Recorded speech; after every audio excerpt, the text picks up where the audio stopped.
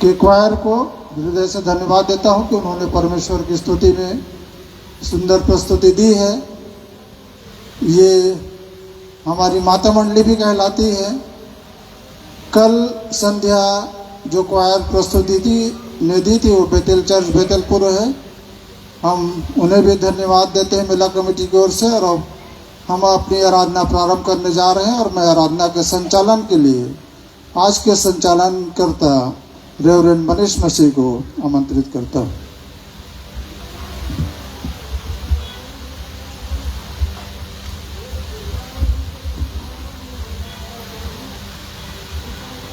हाल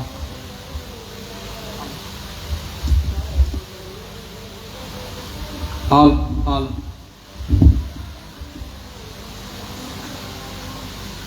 परमेश्वर पिता का धन्यवाद और सुंदर समय के लिए विशेष हम धन्यवाद देते हैं आज के सुंदर समय के लिए। आइए इस समय अपनी आराधना को आरंभ करें। हमारा आरंभ परमेश्वर पिता पुत्र पवित्र आत्मा के नाम में हो, आमीन। आकाश परमेश्वर की महिमा वर्णन कर रहा है और हस्तकला और दिन से दिन बातें करता है और रात को रात ज्ञान सिखाती है। ना तो कोई बोली ना कोई भाषा जहाँ उनकी शब्द सुनाई नहीं देता है। आइए अपने स्वरों को खुदावंत की हजूरी में झुकाएं और प्रार्थना करना चाहें। महान जीवता ने कहा दयालु पिता परमेश्वर, एक बार फिर से हम धन्यवाद देते हैं सुंदर समय के लिए जो कि आपने हमें दिया। निहायत ही शुक्रगुजार है पिता। हम धन्यवाद देते हैं पिता इस भोर की बेला के लिए पिता कि हम मर नहीं गए, मिट नहीं गए पिता परमेश्वर की, क्योंकि आपकी दया आपकी करुणा आपका अनुग्रह हम पर बना हुआ है पिता। और विशेष धन्यवाद देते हैं पिता इस भोर की बेला में प्रभु जी हम आपके प्रभु जी इस पवित्र स्थान में उपस्थित हो सके। निहायत ही शुक्रगुजार है खुदा बाप। हम धन्यवाद देते हैं पिता परमेश्वर विशेष रीति से पिता आज की इस आराधना के लिए पिता परमेश्वर। इस समय हम पवित्र आत्मा का वास चाहते हैं पिता परमेश्वर। और विशेष धन्यवाद देते हैं पिता आज की आपकी महिमा स्तुति के लिए अपने इमानुएल चर्च सेनाई विश्रामपुर के लिए पिता, जिन्होंने बहुत सुंदर प्रस्तुति की पिता, महिमा स्तुति की, इसके धन्यवाद देते हैं पिता। हर एक बातों में हम आपको धन्यवाद देते हैं और धन्यवाद देते हैं कि प्रभु जी आज हमारे बीच में हमारे फिर से वक्ता महोदय हमारे बीच में उपस्थित हो सके, इसके लिए धन्यवाद देते हैं। हर एक बातों में धन्यवाद देते हुए प्रार्थना को बड़े विश्वास के साथ हमारा उद्धारकर्ता खुदावंद यीशु मसीह के वसीले से मांगते हैं, आमीन। Hallelujah hallelujah. परमेश्वर पिता को फिर से हम धन्यवाद देते हैं सुंदर समय के लिए। परमेश्वर की महिमा परमेश्वर की स्तुति के लिए हम गीत गाएंगे, आवाज उठाएंगे, हम साज बजाएंगे। और हम यदि जो लोग खड़े हो सकते हैं वो अपने स्थानों पर खड़े हो जाएं, जो लोग बैठना चाहते हैं वो बैठ सकते हैं। और मैं निवेदन करूंगा अपनी विश्रामपुर को अधीन से कि कृपया करके सामने आ जाए।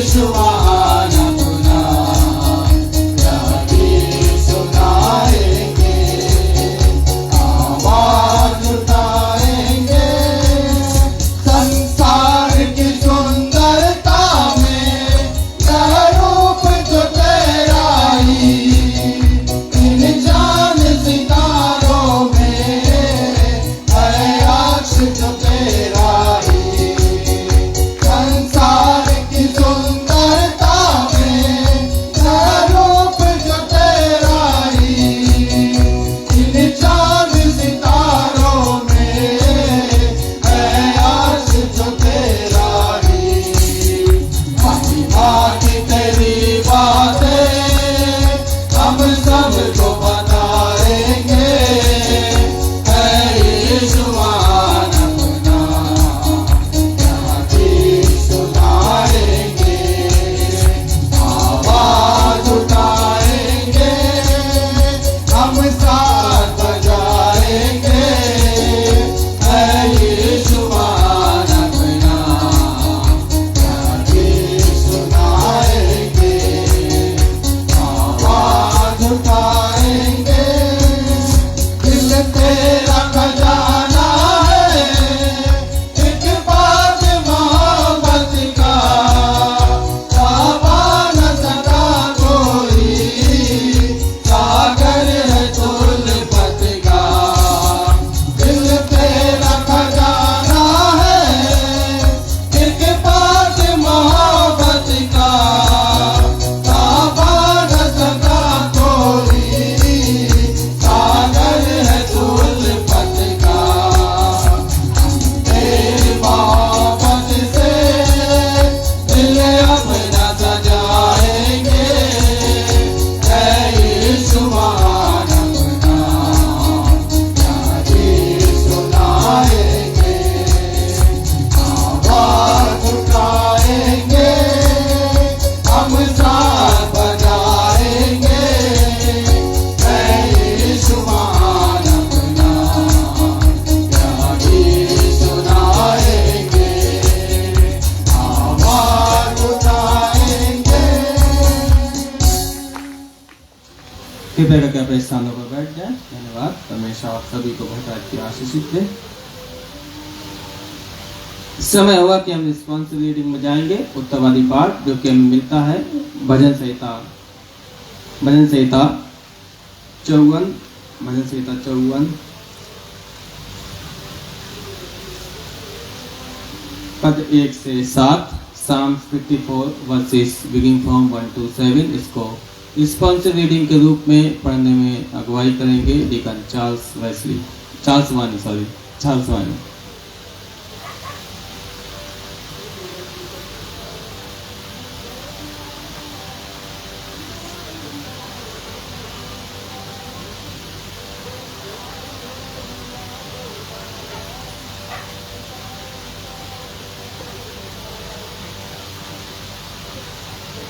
अभी मेरे साथ निकालेंगे उत्तरवादी पाठ के लिए भजन संहिता 54 1 से अंतिम पद तक। हे परमेश्वर, अपने नाम के द्वारा मेरा उद्धार कर और अपने पराक्रम से मेरा न्याय कर।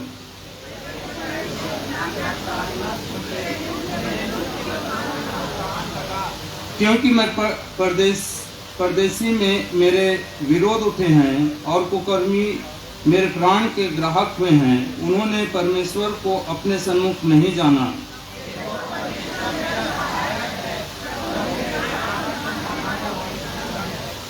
वह मेरे द्रोहियों की बुराई को उन्हीं पर उल्टा देगा।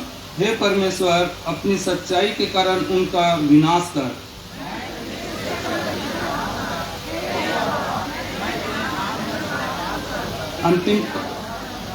अंतिम पद हम एक साथ पढ़ेंगे।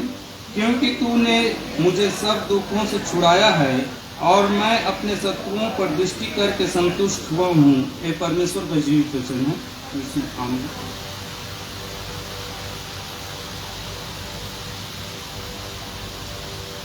परमेश्वर का धन्यवाद। परमेश्वर आपको बहुत अच्छे आशीषित करे। इस समय होगा कि हम याजकीय प्रार्थना में जाएंगे और उसके बाद हम अपने ईमान का इकरार पेटों का विश्वास वचन हम बोलेंगे और मैं निवेदन करूँगा रेवरेंड सुबोध कुमार से की प्रार्थना में अगुवाई करें।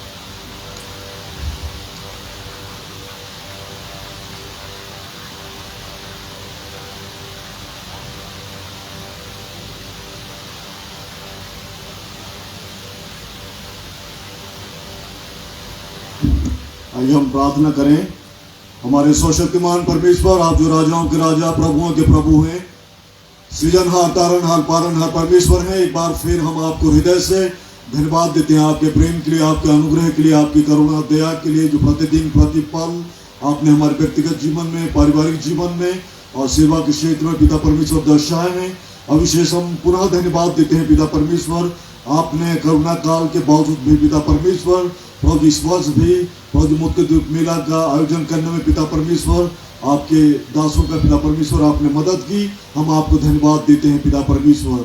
हम धन्यवाद देते हैं आज के प्रभु जी इस प्रभु जी सभा के लिए जिसमें आप स्वयं उपस्थित है पिता परमेश्वर, क्योंकि आपने कहा जहां मेरे नाम से 2 या 3 इकट्ठे होंगे वहां पर मैं विद्यमान होऊंगा। सो पिता परमेश्वर हम धन्यवाद देते हैं आपकी उपस्थिति के लिए और यही दुआ करते हैं पिता परमेश्वर आज हमसे बातचीत कीजिए ताकि पिता परमेश्वर पूरे छत्तीसगढ़ में पिता परमेश्वर एक बड़ी बेदारी आने पाए। पिता परमेश्वर हम धन्यवाद देते हैं पिता परमेश्वर मेला के प्रेसिडेंट रेवरेंड डॉक्टर अर्पण तरुण के लिए, vice president brother Alexander Paul के लिए, सेक्रेटरी मिस्टर ए लुका के लिए और ट्रेजरर रेवरेंड राकेश प्रकाश के लिए और तमाम एग्जीक्यूटिव मेंबरांस के लिए और मेला मैनेजर के लिए और जितने भी प्रभु जी कर्णधार हैं उन सब के लिए हम धन्यवाद देते हैं, उनके जीवनों के लिए, समर्पण और सेवाओं के लिए और पिता परमेश्वर इस बेहतरीन प्रबंध के लिए हम धन्यवाद देते हैं। और विशेष हम धन्यवाद देते हैं पिता परमेश्वर आप अपनी योजना के तहत पिता परमेश्वर रेवरेंड अशोक चौकसे को और उनके सुपुत्र आमोस चौकसे को पिता परमेश्वर सब परिवार यहाँ लेकर के आए हैं ताकि पिता परमेश्वर आपके वचन के द्वारा पिता परमेश्वर हमारे लोग हम सब पिता परमेश्वर प्रभु जी और भी प्रभु जी आशीषित हो सके। पिता परमेश्वर हम धन्यवाद देते हैं पिता परमेश्वर मक्कुद्वीप प्रभु जी गाँव के लिए भी और पिता परमेश्वर पूरे अपने छत्तीसगढ़ के लिए और परम पिता परमेश्वर मुख्यमंत्री के लिए और गवर्नर के लिए, सारे मंत्रियों के लिए, सारे ब्यूरोक्रेट्स के लिए और यही दुआ करते हैं पिता परमेश्वर हमारे पूरे भारतवर्ष के लिए पिता परमेश्वर। और हम दुआ करते हैं प्रेसिडेंट के लिए और प्रधानमंत्री के लिए, सारे कैबिनेट मंत्रियों के लिए और पिता परमेश्वर जितने भी मुख्यमंत्री हैं उनके लिए, सारे गवर्नर्स के लिए, सारे पिता परमेश्वर ब्यूरोक्रेट्स के लिए पिता परमेश्वर और सारे कर्मचारियों के सब कोई पिता परमेश्वर आपकी योजना के तहत पिता परमेश्वर जे सेवाएं जो प्रभु जी जिम्मेदारियां आपने दी हैं प्रभु जी उनको प्रभु जी निष्पक्ष रीति से निर्वहन करने में आप मदद कीजिए और सब प्रकार की बुराई, सब प्रकार का पाप, सब प्रकार का भ्रष्टाचार सब नियंत्रित हो पिता परमेश्वर और सब जगह शांति हो, अमन चैन हो, न्याय हो पिता परमेश्वर और हर प्रभु जी व्यक्ति का पिता परमेश्वर सर्वांगीण विकास होने पाए पिता परमेश्वर। हम विशेष दुआ करते हैं पिता परमेश्वर आज की इस वर्शिप में पिता परमेश्वर, लीडिंग में, प्रीचिंग में, प्रेज एंड वर्शिप में पिता परमेश्वर आप मदद कीजिए ताकि आपका जलाल प्रकट हो पिता परमेश्वर।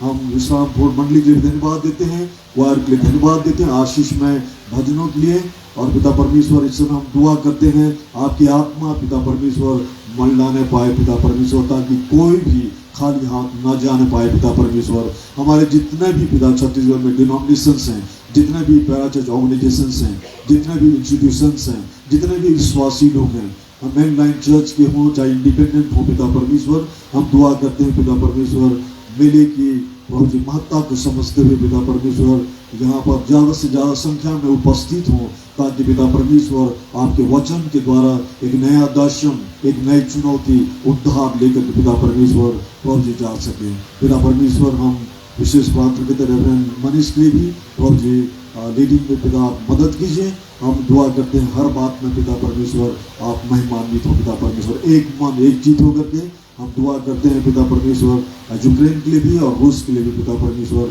वहाँ पर शांति हो, अमन चैन हो पिता परमेश्वर, पूरे विश्व में आपका राज्य आए, शांति हो और पिता परमेश्वर लोग और अनंत जीवन के भागी हो सकें। एक बार फिर पिता परमेश्वर आज के इस प्रभु जी प्रार्थना सभा को, आराधना सभा को हम आपके हाथ में देते हैं। प्रभु जी हर बात में हम घटें, आप महिमान्वित हो पिता परमेश्वर। सारा आदर महिमा गौरव हम आपको देते हैं और प्रार्थना उद्धार करता यीशु के नाम से मांगते हैं, सुना ग्रहण कीजिए। आमीन। हम लोग खड़े हो जाएंगे और प्रेरितों का विश्वास वचन एक साथ बोलेंगे। खड़े हो जाएंगे।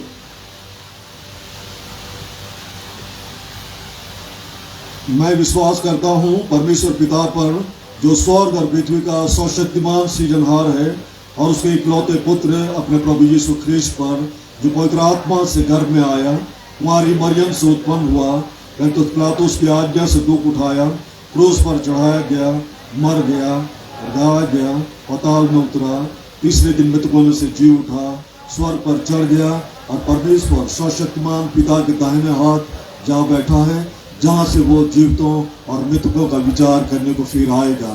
मैं विश्वास करता हूँ पवित्र आत्मा पर, एक ही पवित्र कलीसिया पर, पवित्रों की संगति पर, पापों की क्षमा, देह की जुटने और अनंत जीवन पर। आमीन।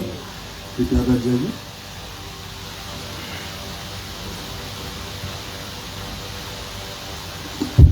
परमेश्वर का धन्यवाद हो। परमेश्वर पैसा आपको बहुत आयसे सेवकाई को बहुत आयसे फलवंत करे, आशीषित करे।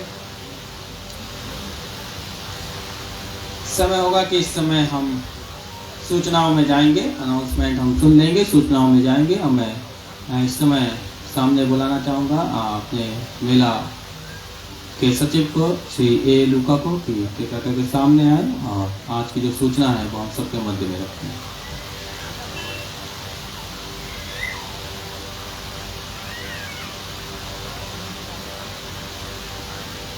आप सभी को प्रभु यीशु ख्रीस्त के मधुर नाम में नमस्कार।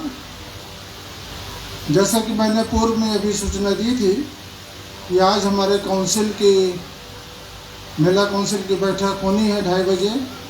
इसके पूर्व कि हम काउंसिल में अपने प्रतिनिधि भेजें, ये ज़रूरी है कि हम अपने अपने कलीसियाओं का पंजीयन शुल्क जमा कर दें।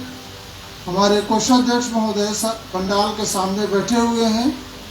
आपसे निवेदन है कि आप 12 बजे के पूर्व अपना पंजीयन शुल्क जो कलीसिया देती है प्रतिवर्ष, और जो मेला रविवारी दान है वो अवश्य रूप से कोषाध्यक्ष रेवरेंड राकेश प्रकाश जी के पास जमा कर दें, ताकि आपकी कलीसिया के प्रतिनिधियों को मेला काउंसिल में प्रतिनिधित्व करने का अवसर प्राप्त हो सके।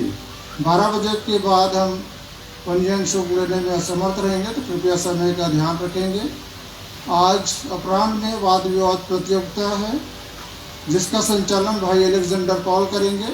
वो सामने मंच पे बैठे हुए हैं। आप अपना नाम उन्हें अवश्य दे दें ताकि उसके अनुसार तैयारी की जा सके। मैंने कल भी कहा था कि मंदिर परिसर में किसी प्रकार की कोई गंदगी ना फैलाएं, और मेला स्थल में भी गंदगी ना फैलाएं, मेला स्थल को स्वच्छ रखें, और पुलिस प्रशासन का और मेला समिति का सहयोग करें, ऐसी मैं अपेक्षा आप लोगों से करता हूं। और मेला समिति का प्रयास यही है आपकी हर सुविधाओं का ध्यान रखा जाए, जो आवश्यकताएं उसकी पूर्ति की जाए। अवश्य है कि कुछ विलम्ब होता है, पर उसके लिए हम क्षमा प्रार्थी हैं, पर फिर भी समिति का यह प्रयास रहा है कि आपको हर सुविधाओं से सुविधाएं उपलब्ध करी जाएं। मैं वाहन चालकों से भी पुनः निवेदन कर रहा हूं कि मेन पंडाल के सामने कृपया वाहन पार्क ना करें, इससे आराधना में भी विघ्न उत्पन्न होता है और जो एकाग्रता है वो भंग होती है। कृपया अपने वाहन बाहर स्टैंड में रखें तो ज़्यादा उचित होगा।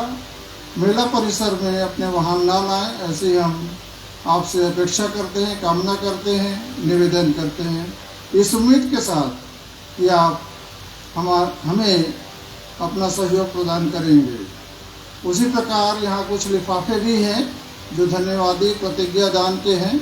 आप इसे प्राप्त कर सकते हैं और इसे भर कर वापस कर सकते हैं, ताकि जो कल जैसे कोषाध्यक्ष महोदय ने बताया था कि मेला में काफ़ी व्यय होता है, तो उसकी पूर्ति की जा सके। धन्यवाद।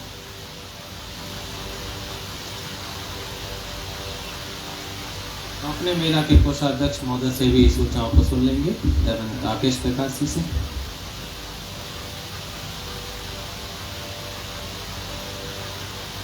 आप सभी को एक बार पुनः इस प्रातः वेला में मैं हाथ जोड़कर प्रेम नमस्कार मसीह में देता हूँ। प्रियो, कल जो भी भेंट हमें प्राप्त हुई उसमें कल शाम की आराधना में उसमें दशवांश एक प्रिय परिवार ने जो दिया था वो 35,000 रुपये था और 5,000 लगभग हमें जनरल जो भेंट होती है वो हमें आप सभी से प्राप्त हुआ।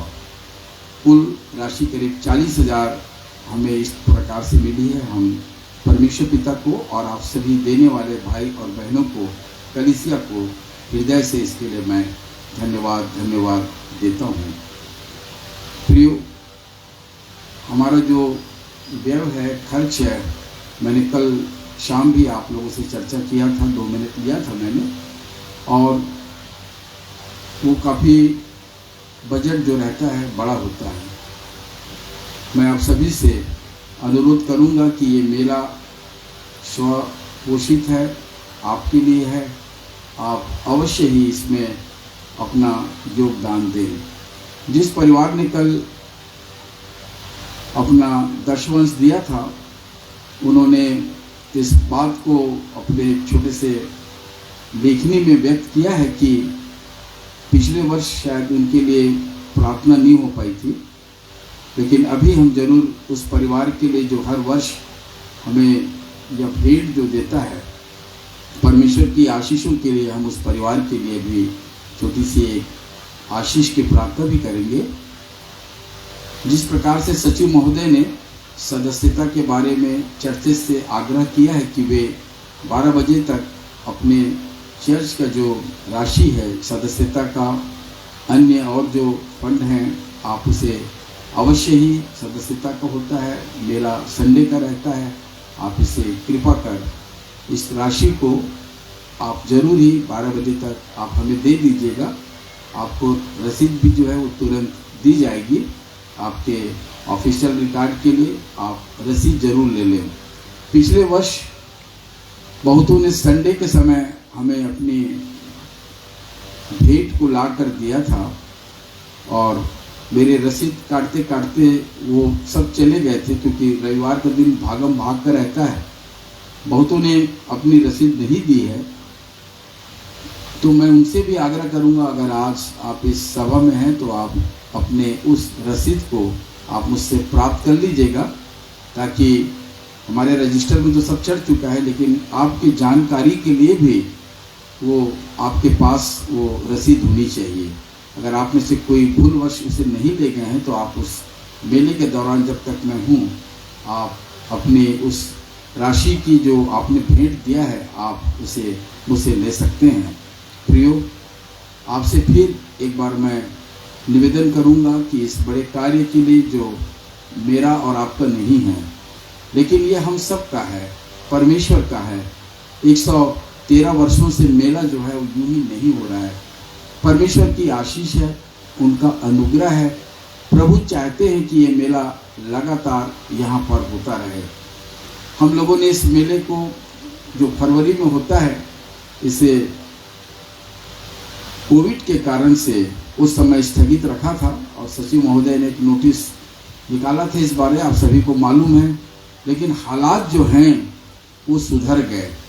ये आपकी प्रार्थनाओं का फल है प्रियो, आपकी दुआओं का फल है, और उस मीठे फल को परमेश्वर ने आपके परिवार को और मेरे परिवार को दिया है। और ये मेला जो है ये आप सभी के भेंट से होता है। सो मैं आप सभी से अनुरोध करूंगा कि आप अवश्य ही इस कार्य के लिए आप बढ़ चढ़कर हिस्सा लें और उसके एक हिस्सादार बने। ये हम सभी का कर्तव्य है, स्वयं मेरा भी कर्तव्य है कि मैं इसके लिए करूं।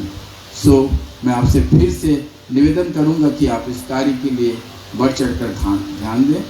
सचिव महोदय ने बताया है कि यहाँ पर लिफाफे हैं।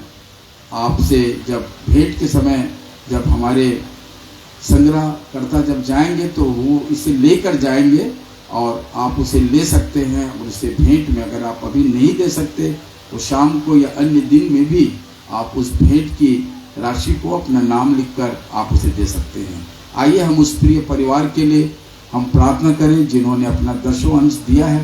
और मैं आग्रह करूंगा भाई आमोस चौकसे जी से कि वो उस परिवार के लिए प्रार्थना करें, आशीष की प्रार्थना करें जिन्होंने इस बात को निवेदन दिया है कि हम उन्हें याद करें, क्योंकि उनका नाम उसमें नहीं है, गुप्त दान है। हम उनके आशीष के लिए, इस परिवार के लिए हम प्रार्थना करेंगे उनके रिक्वेस्ट पर। आइए हम प्रार्थना करें। परमेश्वर धन्यवाद देते एक बार फिर से आपके समीप आते हैं परमेश्वर, धन्यवाद देते हैं प्रत्येक उस आशीष के लिए जिससे आपने हमें नवाजा है परमेश्वर। धन्यवाद देते हैं परमेश्वर की कितनों ने चाहा होगा कि आज का दिन अपने अपनों के साथ में बिताना, लेकिन उन्हें वो नसीब नहीं हुआ। लेकिन हम धन्यवाद देते हैं कि हम जीवितों की भूमि में जिंदा पाए जाते हैं परमेश्वर। धन्यवाद देते हैं परमेश्वर इस दान के लिए परमेश्वर, जिस परिवार ने दिया है परमेश्वर, जिन हाथों ने उन्हें दिया है परमेश्वर, उन्हें आप हर्ष पुष्ट रखे परमेश्वर। जिस भंडार से आए परमेश्वर वो हमेशा भरे रहे परमेश्वर। वचन सिखाता है कि आपका दशवांश आप ही का है परमेश्वर, तो जिस परिवार ने दशवांश दिया है हम उसे भी आशीषित करते हैं। और जितने लोगों ने दिया है परमेश्वर, चाहे वो जनरल हो परमेश्वर, जिसने भी जितने भी तरीके से दिया है परमेश्वर, जैसे भी दिया है, चाहे अपनी कमी घटी में दिया है परमेश्वर, उसे भी आप आशीषित कीजिए, होने दीजिए परमेश्वर। कि जितने भी लोगों ने दान दिया है, फिर चाहे वो परिवार हो, चाहे वो परमेश्वर आम लोग हो परमेश्वर, उन सभी को आप आशीषित कीजिए, क्योंकि वचन सिखाता है परमेश्वर किसी का कर्जदार नहीं होता। जब आप परमेश्वर के लिए देते हैं तो परमेश्वर 100 गुना ज्यादा उसे लौटाकर आपको देता है परमेश्वर। तो आपके लहू से परमेश्वर दान को ढांपते हैं, परिवार को ढांपते हैं जिसने दिया, और उन सारे लोगों को ढांपते हैं जिन्होंने दिया परमेश्वर, और उन सभी को आपके लहू में ढांप के हम मांगते हैं कि उन्नति पे उन्नति, उन्नति पे उन्नति और उन्नति पे उन्नति मिले परमेश्वर, और उनकी आर्थिक स्थिति इस कदर अच्छी हो जाए कि वो गवाही का कारण बने परमेश्वर। आपके लहू से परमेश्वर इनकी आर्थिक स्थिति को ढांपते हैं परमेश्वर, और इस छोटे से बिंदी को हम पिता यहोवा से मांगते हैं, यीशु के नाम से सुनी ग्रहण कबूल कीजिए, आमीन।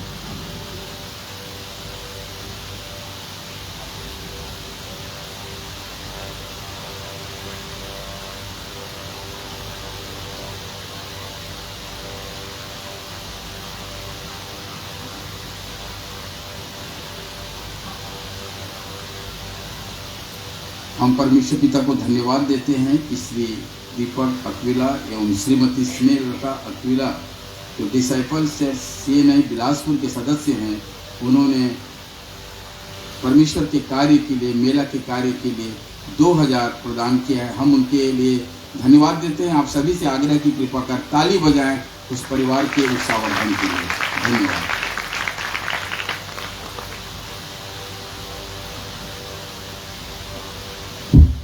परमेश्वर पिता को धन्यवाद देते हैं विशेष धन्यवाद देते हैं सभी दानदाताओं के लिए। इस समय होगा कि हम अपने भेंटों को परमेश्वर के भवन के लिए, इस कार्य के लिए अर्पण करेंगे। तो इस समय होगा कि हम अपनी भेंटों को उठा लेंगे, और जो भी कृपया करके अशर्स हैं कृपया करके भेंटों को उठा लें। जो भी अशर्स हैं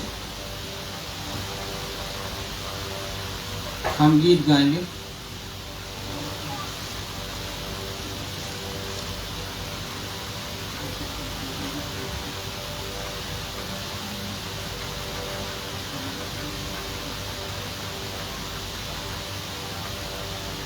हम गीत गाएंगे, मैं मन कर ले तारीफ, तारीफ के योग्य प्रभु है। इसमें गीत नंबर 270 है।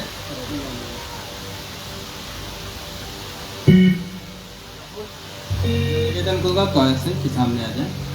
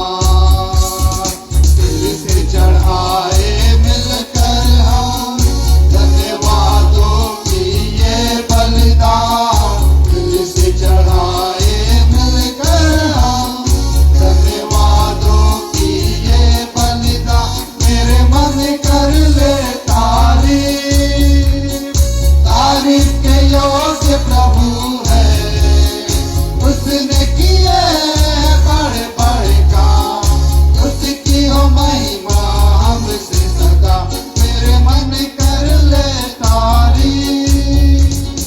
पेड़ जो तुम लाए हो गर्दों से तुम दान, पेड़ जो तुम लाए हो गर्दों से तुम दान, दिल से चढ़ाए मिलकर हम धन्यवादों की ये बलिदान, दिल से चढ़ाए मिलकर हम धन्यवादों की ये बलिदान, मेरे मन कर ले तारीफ।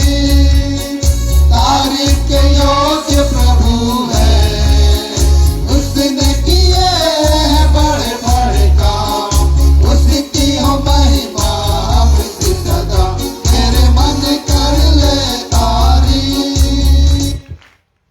पेड़ों से और बैलों से बेहतर ये बलिदान, पेड़ों से और बैलों से बेहतर ये बलिदान, दिल से चढ़ाए मिलकर हम धन्यवादों की ये बलिदान, दिल से चढ़ाए मिलकर हम धन्यवादों की ये बलिदान, मेरे मन कर ले तारीफ।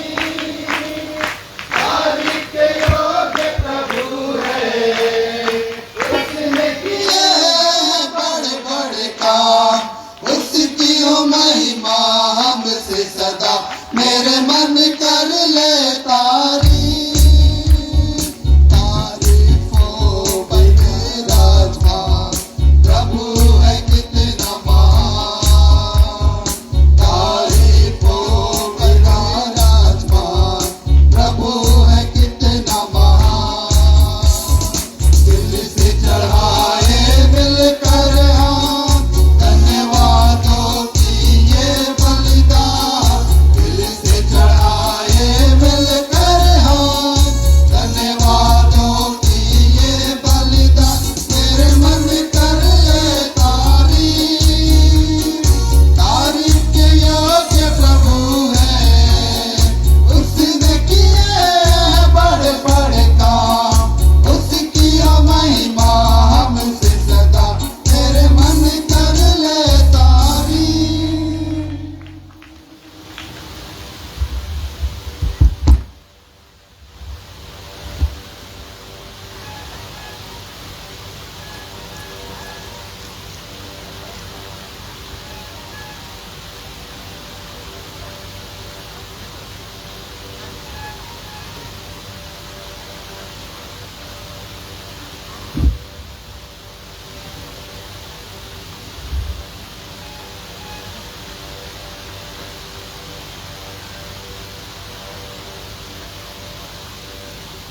यदि भेंट उठ गई है तो कृपया करके सामने आ जाए।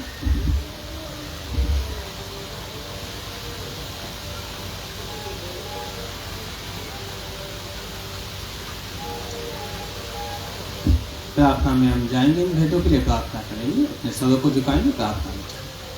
धन्यवाद धन्यवाद प्रभु जी का फिर से हम धन्यवाद देते हैं सुंदर समय के लिए जो कि आपने हमें दिया, नए शिष्य को गुजारे पिता। विशेष हम धन्यवाद देते हैं पिता बाप इस भेंट के लिए जो कि आपकी बड़ी महिमा बड़े कार्य के लिए उठाए गए पिता परमेश्वर। हम तो इस योग्य नहीं पिता परमेश्वर कि हम कुछ चढ़ा सकें पिता, जो भी हमारे पास है प्रभु जी उसमें से कुछ नजराने प्रभु जी हम आपकी बेटी के लिए लेके आए पिता परमेश्वर। इन भेंटों को कबूल करें पिता, अपनी महिमा के लिए अपने लोगों की भलाई के लिए इस्तेमाल करें पिता। देने वालों को बहुत से बरकत दे पिता। हर एक बातों में धन्यवाद देते हैं। प्रार्थना को बड़े विश्वास के साथ हमारा उद्धार करता खुदा बनी यीशु मसीह के वसीले से मांगते हैं, आमीन।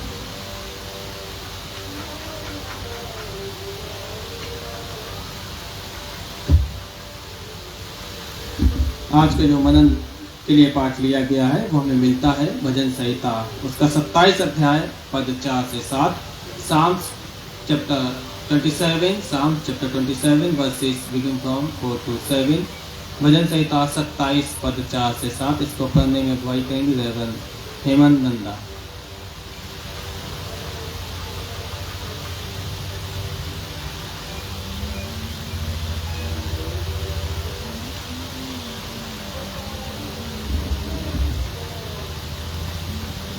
आइए हम बाइबिल पठन में जाएं। उनके पास बाइबिल है, खोल लें। भजन संहिता की पुस्तक अध्याय 27 और 4 वचन से लेकर मैं 7वां वचन है आपके सामने पढ़ूंगा। एक बार मैंने यहोवा से मांगा है, उसी के यत्न में लगा रहूँगा कि मैं जीवन भर यहोवा के भवन में रहने पाऊँ, जिससे यहोवा की मनोहरता पर दृष्टि लगाए रहूं और उसके मंदिर में ध्यान किया करूं, क्योंकि वह तो मुझे विपत्ति के दिन में अपने मंडप में छिपा रखेगा, अपने तंबू के गुप्त स्थान में वह मुझे छिपा लेगा और चट्टान पर चढ़ाएगा। अब मेरा सिर मेरे चारों ओर के शत्रुओं से ऊंचा होगा और मैं यहोवा के तंबू में जय जयकार के साथ बलिदान चढ़ाऊंगा और उसका भजन गाऊंगा। हे यहोवा, मेरा शब्द सुन, मैं पुकारता हूँ, तू मुझ पर अनुग्रह कर और मुझे उत्तर दे। परमेश्वर इस वचन के पढ़े और सुने जाने पर हम सबको आशीष दें।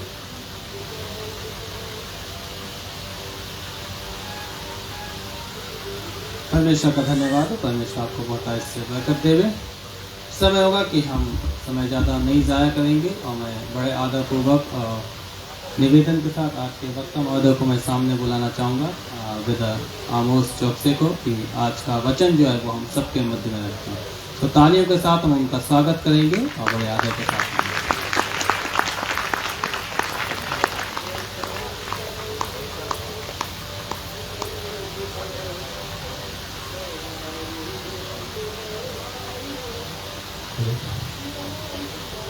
Hello, testing.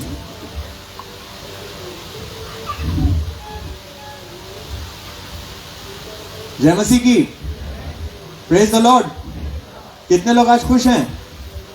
जिसका एक हाथ है वो एक ही उठाएगा, जिसके 2 हाथ है वो 2, और जिसके मुंह में जुबान है वो कहेगा यीशु मसीह की। जोर से यीशु मसीह की। इतने जोर से बोलिए कि ये तंबू फट जाए और कमेटी को ज्यादा खर्चा बैठ जाए। आत्मिक तौर पे तंबू फट जाए और आपका और परमेश्वर का मेल मिलाप हो जाए। हालेलुया। जब मैंने आप लोगों से कहा खुश हैं, तो मुझे लगा यहाँ पे सिर्फ महिला मंडल ज्यादा खुश हैं, आधे से ज्यादा पुरुष मंडल जो है वो गायब है। ऐसा क्यों? ऐसा अभी नहीं हो रहा, यीशु मसीह के समय में भी ऐसे ही होता था।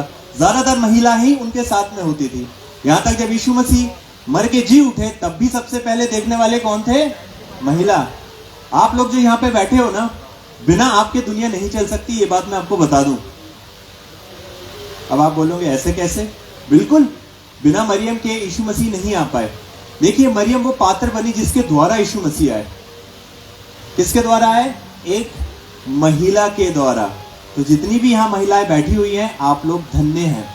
और एक और चीज बता दूं, आप लोगों का जो इंतजाम है ना, परमेश्वर ने शुरू से रखा है। सारे पुरुष लोग देख रहे हैं। क्या भाई, क्या बोल रहे हो यार? सच्ची कह रहा हूं, नहीं यकीन होता?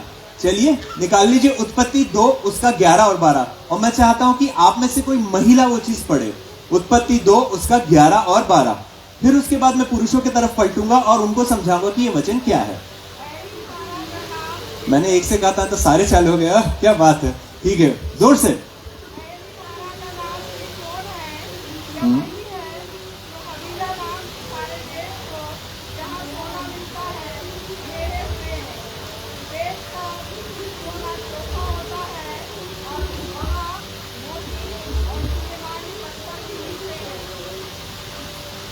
हाँ जी, देखिए मैं थोड़ा बीच में आ जाता हूं तो ज्यादा अच्छे से देख पाऊंगा सबको।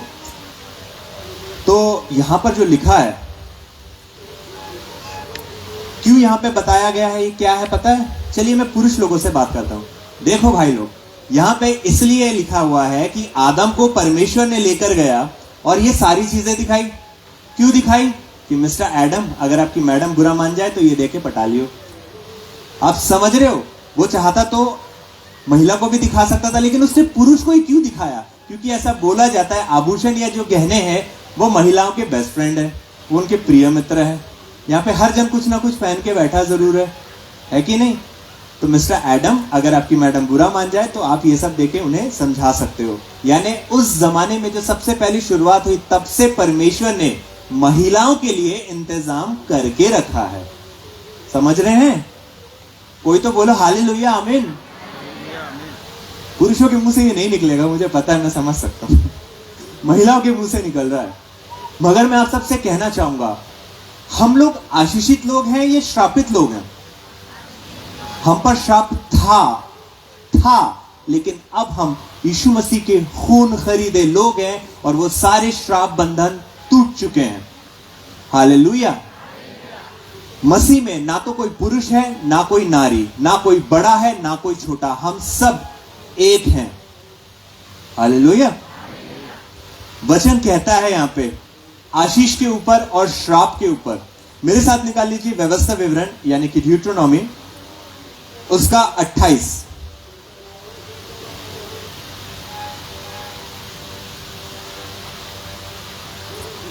व्यवस्था विवरण उसका 28। अगर आप इससे पढ़ेंगे तो 1 से लेकर 14 तक इसमें सिर्फ और सिर्फ आशीषें लिखी हुई हैं। आशीष का नाम सुनते से सबके चेहरे पे बहुत अच्छी सी स्माइल आ जाती है, लेकिन इससे थोड़ा नीचे अगर आप पढ़ेंगे तो उसमें लिखे हुए हैं सारे श्राप। देखिए, बाइबल एक ऐसी पुस्तक है जिसमें सारी आशीष, सारे श्राप, सारे पाप, सब कुछ मौजूद है। हालेलुया। आपको गूगल करने की जरूरत नहीं है, बाइबल में उसका जवाब आपको मिल जाता है। अगर आप व्यवस्था विवरण 28 1 से 14 पढ़ेंगे, मैं हर दिन पढ़ता हूं। और मैं कैसे पढ़ता हूं, आज चलिए मैं आपको पढ़ना सिखाता हूं।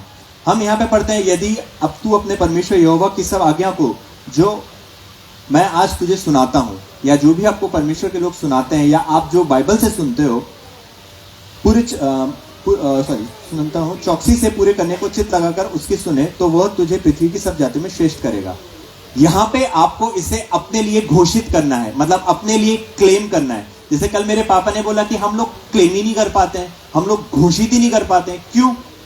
क्योंकि हमें पता नहीं होता है। अब ये कैसे पढ़ना है? जो यहाँ पे तू लिखा है इसको पढ़ना है मैं, तो मैं इसको पढ़ूंगा। मैं अपने परमेश्वर यहोवा की सब आज्ञाओं को जो मैं आज सुनता हूं, चौकसी से पूरी करने को चित्त लगाकर उसकी सुनता हूं, इसलिए वह मुझे पृथ्वी की सब जातियों में श्रेष्ठ करता है। मैं, बोलिए मैं बकरा नहीं बना रहा हूं आप लोगों को। मैं दूसरा, जैसे यहां पे लिखा है, फिर अपने परमेश्वर यहोवा के सुनने के कारण ये सब आशीर्वाद तुझ पर होंगे। तो यहां पे मेरे पीछे बोलिए, फिर अपने परमेश्वर यहोवा के सुनने के कारण ये सारे आशीर्वाद मुझ पर हैं। बाइबल जो होती है, याद रखिएगा, ये टू वे टॉकिंग है। ऐसा नहीं कि आपने एक तरफा बोल दिया हो गया, नहीं, ये मेरे लिए है। बोलिए, ये वचन मेरे लिए है। यीशु मसीह का वचन क्या है? उसने अपने नाम से बढ़कर अहमियत अपने वचनों को दी है। क्यों? क्योंकि उसे पता था कि जो मेरे वचन है वो मेरी सांस है, जो मेरे वचन है वो मेरा लहू है, जो मेरी वचन है वो मेरी शिक्षा है। मेरे वचन जीवित वचन है, ये कोई किताब नहीं है, ये स्वर्ग जाने की कुंजी है। हालेलुया। क्या आप जानते हैं आपका और परमेश्वर का सबसे पहला रिश्ता कौन सा है? क्या कोई बता सकता है सबसे पहला रिश्ता परमेश्वर का, आपका और मेरा कौन सा है? अरे जोर से बोलिए, मैं कोई रिंग मास्टर या टीचर थोड़ी हूं कि गलत हो तो स्केल मारूंगा। जोर से बोलिए, कोई तो बोलिए। वचन और बोलिए प्रेम और बोलिए। और जब परमेश्वर ने आदम को बनाया, जब वो मिट्टी का एक बेजान पुतला था, तो उसमें उसने क्या भरा अपनी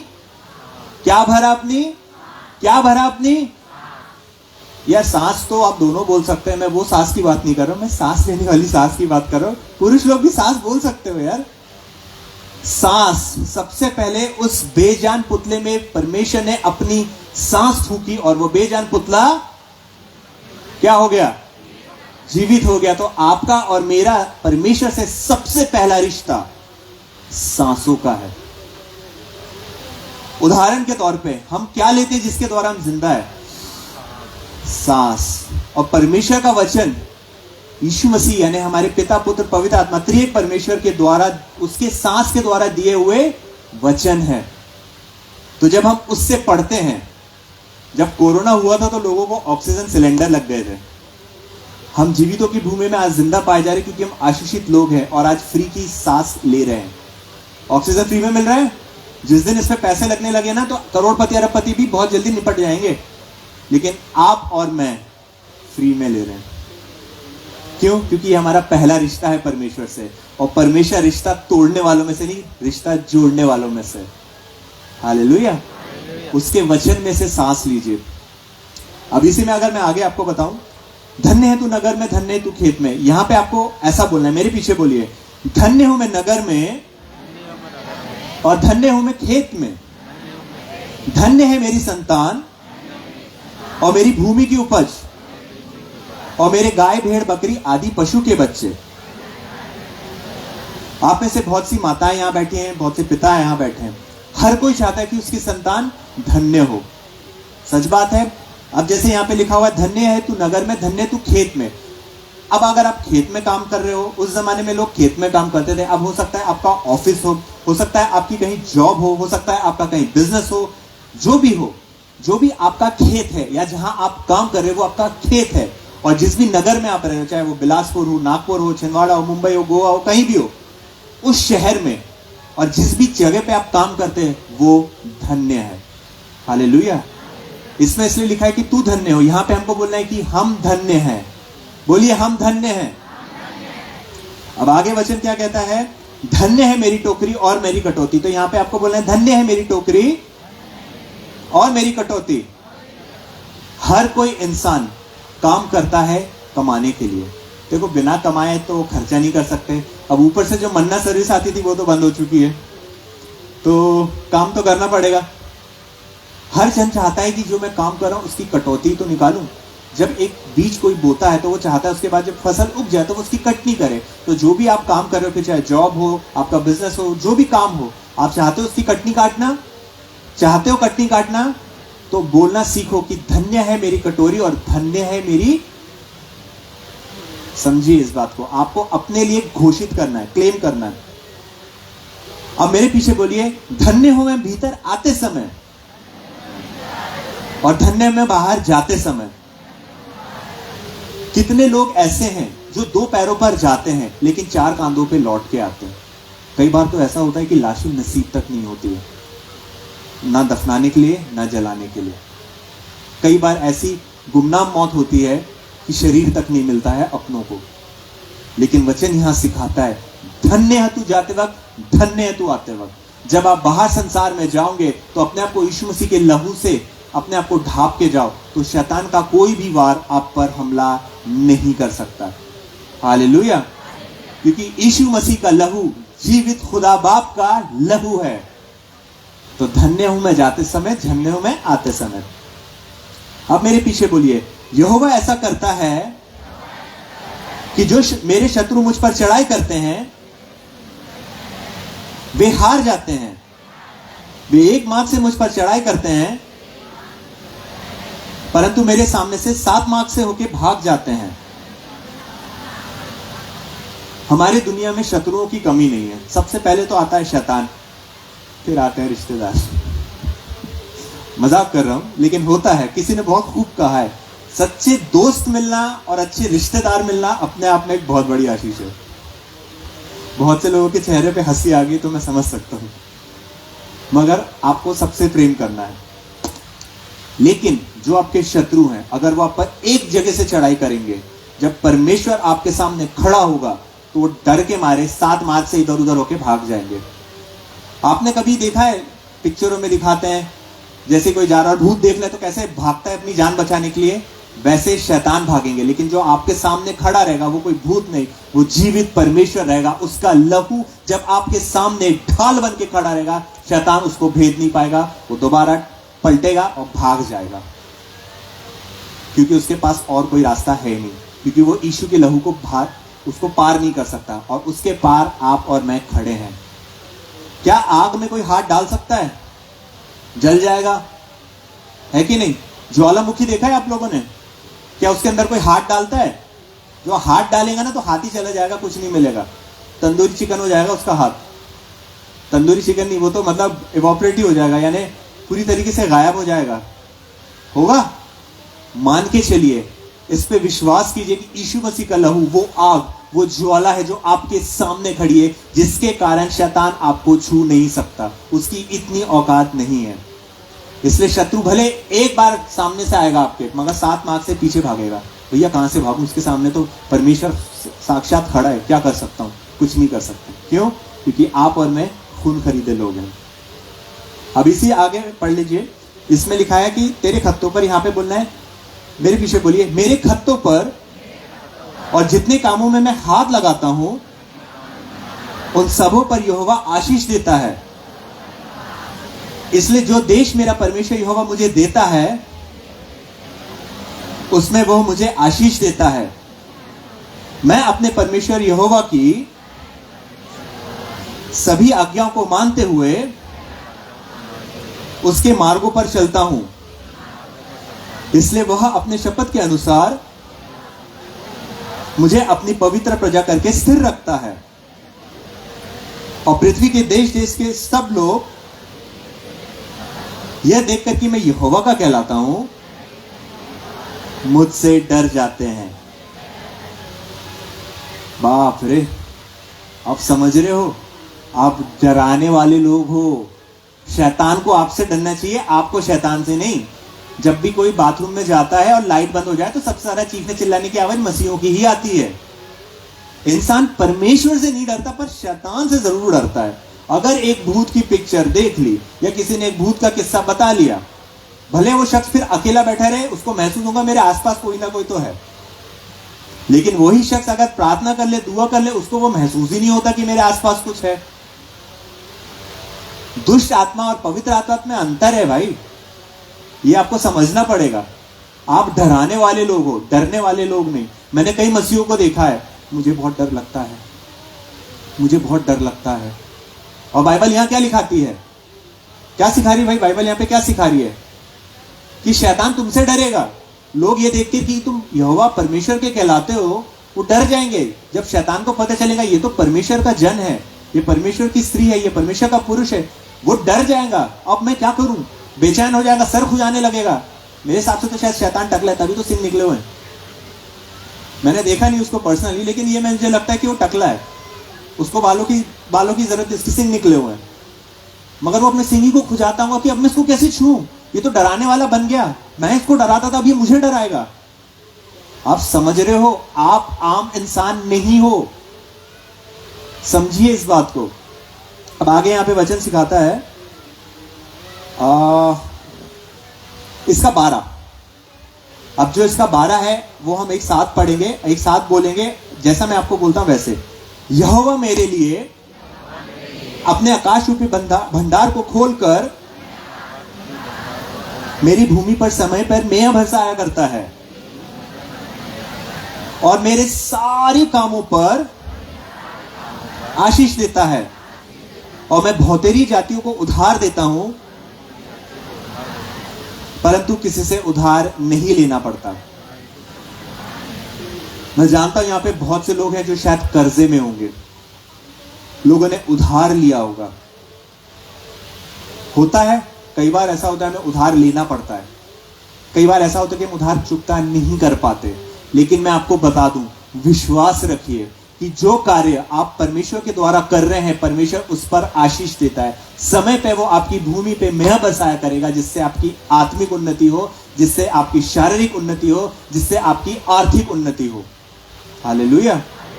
हमारा परमेश्वर गरीब परमेश्वर नहीं है। हमारा परमेश्वर इस पूरी कायनात को बनाने वाला परमेश्वर है, वो उसका मालिक है और उसकी संतान आप और मैं हैं। क्या राजा का बेटा और बेटी फकीर होते हैं? क्या होते हैं? क्या वो राजे घराने से होते हैं या गरीब घराने से होते हैं? सबसे पहली बात, अपने आप को यह बोलना बंद कीजिए मैं गरीब घराने से आया हूं। यह बोलिए कि मैं परमेश्वर की आशीषित घराने से आया हूं। बोलिए, मैं परमेश्वर के आशीषित घराने से आया हूं, आई हूं, जो भी है। आप समझिए इस बात को, आप खून खरीदे लोग हैं, आप अपने आप को गरीब नहीं बोल सकते। जो मन में विश्वास करोगे, जो मुंह से अंगीकार करोगे, अरे वही तो आपके लिए होगा। वचन यही तो सिखाता है, जो कोई मन में विश्वास रखे और मुंह से अंगीकार करे उसके लिए हो जाएगा। अगर मैं आपको इसमें और आगे पढ़ाऊं, 13वां, ये ध्यान से पढ़िएगा। बहुत लोगों की आदत होती है अपने आप को कम समझने की, कमजोर समझने की। अगर आपके दिल दिमाग में ये ख्याल है तो इसको सबसे पहले आज निकाल दो। हालेलुया। मैं गरीब हूं, मैं बीमार हूं, मेरे पास ये है, मेरे ऊपर इतना कर्जा है, मेरे पास ये है। आप मुंह से बोलने लगे, भले आपके ऊपर कर्जा है, लेकिन आप बोलने लगे यीशु के नाम से वो कर्जा टूट गया है, यीशु के नाम से वो बंधन टूट गया है, यीशु के नाम से मुझे चंगाई मिल गई है, यीशु के नाम से मुझे आत्मिक उन्नति मिल गई है।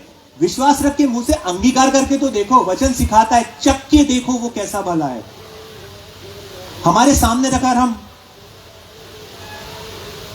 देखो, देखने से कुछ नहीं होता है। खाना अगर सामने होता है ना, आप उसको कितना भी निहार लो, पेट बोलेगा ओ भाई हाथ चलाना, भूख लगी है। प्लेट में खाना होता है तो आप सिर्फ आंख से देखते हो, क्या डाउनलोडिंग अपलोडिंग हो रही है? आप क्या करते हो, हाथ पैर चलाते हो। वैसे ही जब परमेश्वर के वचनों पे आप विश्वास करते हो तो उसके हिसाब से कार्य करना सीखो, और वो कार्य होता है मन में विश्वास करना और मुंह से अंगीकार करना। बोलिए, यीशु मसीह के मार खाने से मैं चंगा हुआ हूं। और इस बात पे विश्वास कीजिए, क्योंकि वचन सिखाता है यीशु मसीह के मार खाने से आप और मैं चंगे हुए हैं। मैं नहीं, वचन सिखाता है। तो 13वां जो मैं आपको पढ़ाने जा रहा हूं, ये बहुत महत्वपूर्ण है, क्योंकि उन लोगों के लिए जो सोचते हैं कि मैं बहुत कमजोर हूं, गरीब हूं, ये हूं, वो नहीं। परमेश्वर की दृष्टि में आप उसके खून खरीदे लोग हो, आप उसके संतान हो। मेरे पीछे बोलिए, और यहोवा मुझको पूछ नहीं किंतु सिर ही ठहराता है, और मैं नीचे नहीं परंतु ऊपर ही रहता हूं। मैं अपने परमेश्वर यहोवा की सब आज्ञाओं को जो मैं आज सुनता हूं, मन लगाकर उसकी चौकसी करता हूं, और जिन वचनों की मुझे आज्ञाएं मिली है उनमें से किसी से भी दाएं या बाएं मुड़कर पराये देवताओं के पीछे नहीं होता, और ना उनकी सेवा करता हूं। मूर्ति पूजा मना है बाइबल के हिसाब से, मगर आपको पता है हम खुद अपनी देवी देवता बना बैठते हैं। अब आप बोलोगे नहीं, मैं तो मसीह हूं, मैं नहीं मानता। बना बैठते हैं। सबसे पहले शुरू, आप सोए, सुबह उठे, सबसे पहले आप देखते हो मेरा मोबाइल किधर है। जरा कुछ हुआ नहीं, टीवी ऑन कर लेते हैं, आज क्या चल रहा है। कितने लोग यहाँ पे यंग लोग इंस्टाग्राम पे, जरा हाथ उठाना। मैं भी हूं यार, ऐसा नहीं, मैं एक यूट्यूबर भी हूं, इसलिए बोल रहा हूं। हटा, अरे कोई शर्माओ मत, मैं डंडा लेके नहीं दौड़ूंगा। अभी शर्म के मारे आधे लोग हाथ ही नहीं उठा रहे हैं। पक्का रीलर्स है, मतलब उसका मतलब है ईमानदारी से लोगों ने हाथ उठाया। ये चल रहा है ना बहुत। ये जितने लोग हंस रहे हैं ना, सबको पता ही क्या है। हमने भी किया, ऐसी बात नहीं है। लेकिन इससे ज्यादा समय अगर आप परमेश्वर को नहीं दे रहे हो, तो आपने इंस्टाग्राम को, फेसबुक को, यूट्यूब को, सोशल मीडिया को अपना देवता बना लिया। क्योंकि जिसको आप पूछते हो उसके साथ ही तो ज्यादा समय बिताते हो। अगर आप टीवी ज्यादा देख रहे हो और परमेश्वर का वचन कम पढ़ रहे हो, तो आपने उसको देवता बना लिया, क्योंकि आप उसी की चीज तो ज्यादा सुन रहे हो। समझ रहे हैं? चाहे वो मोबाइल हो या किसी भी तरीके का आकर्षण हो या किसी भी तरीके की ऐसी चीज हो जो आपको परमेश्वर की राह से भटका दे, वो आपने बना रखा है, जिसको आप पूज रहे हो, जिसकी वजह से परमेश्वर में आप बढ़ नहीं पा रहे हो। जबकि वचन यहाँ पे सब कुछ सिखाता है कि परमेश्वर ने सब कुछ आपको दिया। आप जानना चाहते हो और आशीषें दी हैं? आशीषें कितने लोग चाहते हैं? सबके हाथ खड़े, दो बोलने की जरूरत ही नहीं पड़ी, दोनों हाथ खड़े कर दिए। सबको आशीष चाहिए, तो आज मन में विश्वास कीजिए और मुंह से घोषित कीजिए, अंगीकार कीजिए। सबसे पहली चीज, जो भी आपको मिलता है वचन, उसको अपने लिए अंगीकार करना सीखो। तेरे मार खाने से मैं चंगा हूं। मैं, जब आप ये चीज बोलते हो, मुंह से अंगीकार करते हो, विश्वास रख के, चंगाई होती है। मैंने देखा है अपने जीवन में, मेरे माँ बाप ने देखा है, मेरी पत्नी ने देखा है। जब आप मुंह से बोलते हो विश्वास रख के, वो आपके लिए होता है। अब आशीष की बात है, तो चलिए मेरे साथ निकाल लीजिए भजन संहिता 112, भजन संहिता निकाल लीजिए मेरे साथ 112। अब इसको भी कैसे पढ़ना है मैं आपको बताता हूं। आशीष के मामले में हम मसीहों का कोई हाथ नहीं पकड़ सकता, वो सबसे पहले हमें चाहिए होती है। हर चीज की एक कीमत चुकानी होती है, आप समझ रहे हैं? यीशु मसीह के लहू की कीमत से आज आपको और मुझे उद्धार मिला है, छुटकारा मिला है, तो हमको भी तो कुछ कीमत चुकानी पड़ेगी। दशवांश यहाँ पे कितने लोग देते हैं? अपनी कमाई का दशवांश, यानी कि टाइप 10%। मैं जब छोटा था ना, मेरे मम्मी पापा लोग 10 रुपए देते थे, इसके ऊपर नहीं मिलता था, मगर उसमें भी मैं जाकर उसको तोड़वाता था 10 रुपए के नोट को, और 1 रुपए का जो सिक्का था ना वो मैं दशवांश डालता था। मैं 3rd में होगा तब से।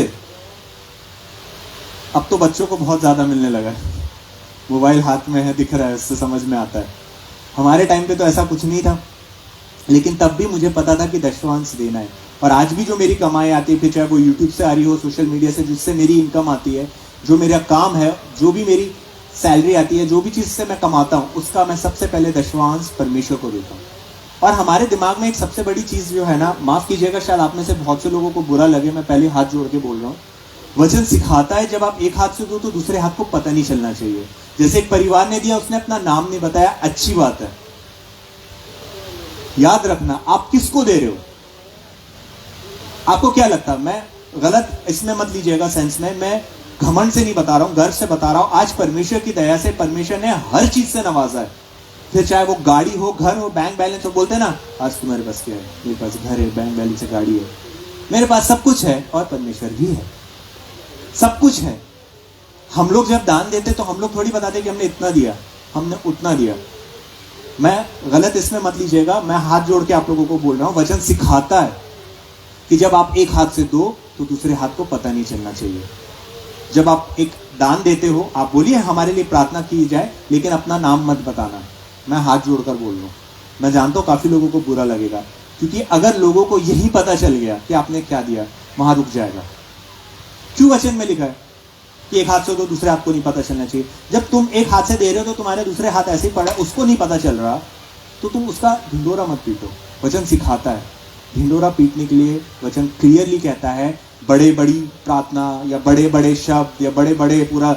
मैं कई लोग, मैं बताता हूं आपको, मैं जब मिनिस्ट्री करने जाता हूं, मैं नक्सलाइट एरिया में जाता हूं, मैं गुजरात के गांव में जाता हूं, मैं शहर में नहीं जाता, क्योंकि शहर में बहुत सारे प्रचारक हैं, जहां जरूरत है मैं वहां जाता हूं। कई बार गालियां खाता हूं, कई बार गोलियां भी चली हैं, हलक निवाले पे मतलब अटक जाता है जब करके गोली चलती है, और आपको जाके उन्हीं के लिए उनके सर पे हाथ रख के प्रार्थना करना है जिगर। मैं बोलता हूं अगर मेरी जान यहां जाएगी मैं वहां बचा लूंगा, परमेश्वर के लिए शहीद हुआ, मेरे लिए इससे फक्र की कोई बात नहीं होगी, मेरे माँ बाप के लिए, मेरी पत्नी के लिए इससे फक्र की कोई बात नहीं होगी कि मेरा पति, मेरा बच्चा जो है परमेश्वर के लिए शहीद हुआ। आप समझ रहे हैं? कई बार जब मैं जाता हूं सभा में कुछ प्रार्थना करने के लिए, मैं सिंपल ऐसी टी शर्ट और जीन्स पहन के चल जाता हूं। मुझसे नहीं बनता है कि मैं इन करके पहनूं, ये करके पहनूं। मैं ऐसा नहीं कह रहा हूं कि जो इन करके पहने वो गलत है, मुझसे नहीं जमता है, क्योंकि मेरा ये कहना है कि मैं यहाँ पे वचन बांटने आया हूं, मैं अपने आप को दिखाने के लिए नहीं आया हूं, मैं आपको ये बताने नहीं आया बड़ी बड़ी चीजें, नहीं ये नहीं वो नहीं, मैं जो कुछ आपको बोलूंगा मैं वो आपको वचन से पढ़ाऊंगा। जैसे अभी मैंने आपको वचन से पढ़ाया सारी चीजें, कि आप डरने वाले लोग नहीं, डराने वाले लोग हो। हालेलुया। जब परमेश्वर के लिए कुछ करते हो उसका ढिंडोरा मत पीटो। मैं अपनी जब प्रार्थना करता हूं तो मैं अन्य भाषा में प्रार्थना करता हूं, अपनी पर्सनल जब मेरी व्यक्तिगत प्रार्थना होती है वो अलग होती है। फैमिली प्रेयर में मैं और मेरी पत्नी प्रार्थना करते हैं एक साथ, हर दिन। कभी कभी ऐसा होता है अगर हमसे छूट जाए तो हम छोटी सी सही पर दुआ करके हम सोते हैं। ये हर परिवार में होना चाहिए, अपनी व्यक्तिगत प्रार्थना और एक फैमिली प्रेयर, यानी एक परिवार की प्रार्थना जिसमें मम्मी पापा बच्चे सब बैठे। हमने बचपन से वो चीज देखी है होते हुए हमारे घर पे, इसलिए हम करते हैं, इसलिए परिवार मजबूत है।